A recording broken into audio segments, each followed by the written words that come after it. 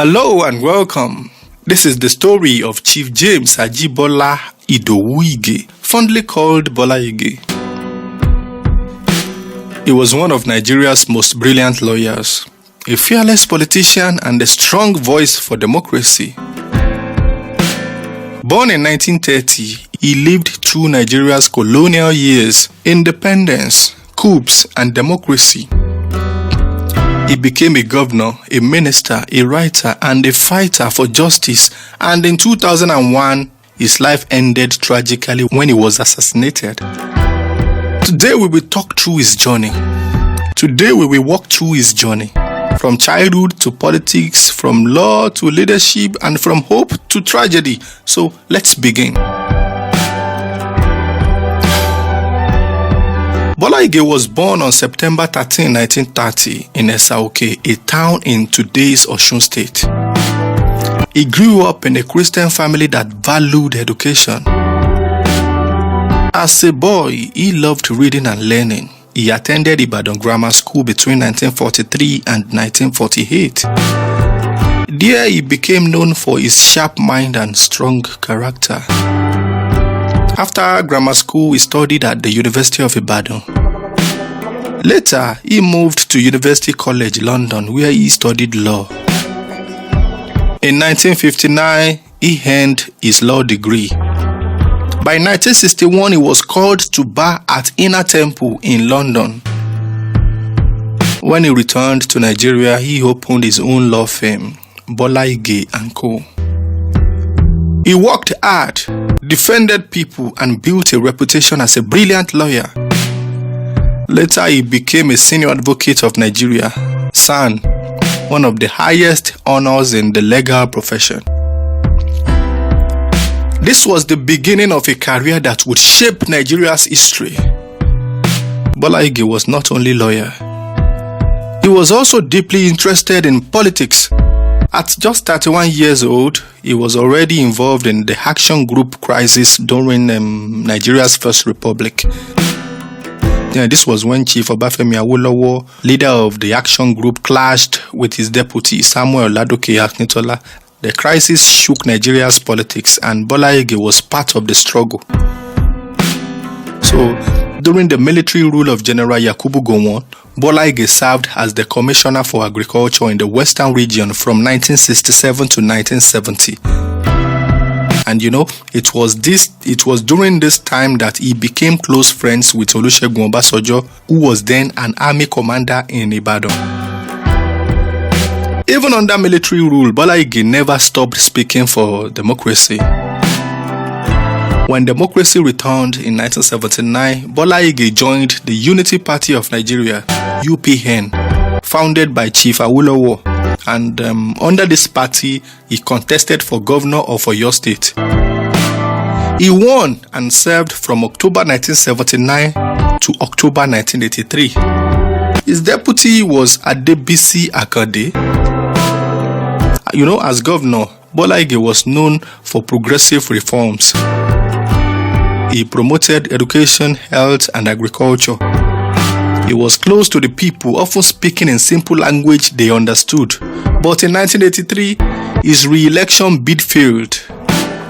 He lost to Dr. Victor Olunloyo. Barely 3 months later, the military staged another coup. Generals Muhammadu Buhari and Tunde Idiagbon ended the Second Republic. Bola Ige's time as governor was over. So after the coup, Bola Ige was detained. He was accused of misusing party funds.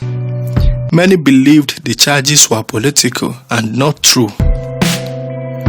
In 1985, when General Ibrahim Babangida came to power, Bola Ige was released. He returned to his law practice. He also continued writing. In 1990, he published his famous book, People, Politics, and Politicians of Nigeria, 1940 to 1979. This book gave deep insights to Nigeria's political history. Through law and writing, Bola Ige remained a strong voice for justice. Bola Ige believed strongly in Yoruba unity and federal democracy. He co-founded Afenifere, a Yoruba socio-political group. During the dark years of General Sani Abacha's regime, Bola Ige spoke against dictatorship. He criticized Abacha's government but managed to avoid persecution. He remained respected as a fearless democrat. Even in danger, Bola Ige never kept silence. When democracy returned in 1999, Bola Ige tried to become the presidential candidate of the Alliance for Democracy, AD. He lost the nomination. Soon after, President Olusegun Obasanjo appointed him as Minister of Mines and Power. He served from 1999 to 2000. Later, he became Minister of Justice and Attorney General of the Federation from 2000 to 2001. While in office, Bola Ige worked hard to reform Nigeria's justice system. He announced plans to modernize and digitize Nigeria's laws. He wanted them to be easily accessible online. He also spoke strongly against the controversial use of Sharia law in some northern states. He opposed the stoning sentence of Safiya Hussaini, a woman convicted of adultery in Sokoto. Bola Ige was fearless even as a minister.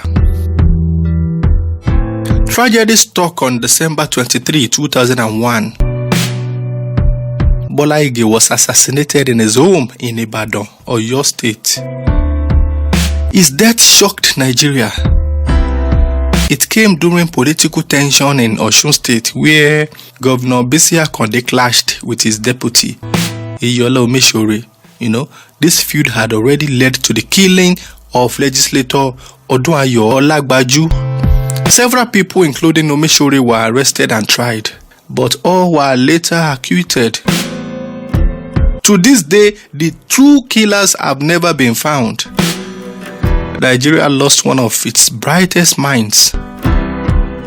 Chief Bola Ige was buried in his hometown in Esa Oke, Oyo State. During his funeral, one of his famous sayings was remembered: "I am sure Nigeria is worth living for, but I'm not sure it is worth dying for." Even in death, Bola Ige remains a towering figure. He is remembered as a brilliant lawyer, as a fearless politician, as a defender of democracy, as a man of intellect, faith, and courage. This is the story of Bola Ige, a man who lived for justice, democracy, and the unity of Nigeria. Bola Ige's story reminds us that democracy is fragile, and justice must always be defended. His life shows the power of courage, truth, and service to the people. If you believe stories like this should never be forgotten, please like this video. To learn more about Nigeria's history and leaders, subscribe to this channel. And don't keep this story to yourself. Share it with friends and family so more people understand Nigeria's journey. Your support helps us tell more stories that matter. Together we keep history alive. Bye for now, and I will see you in the next one.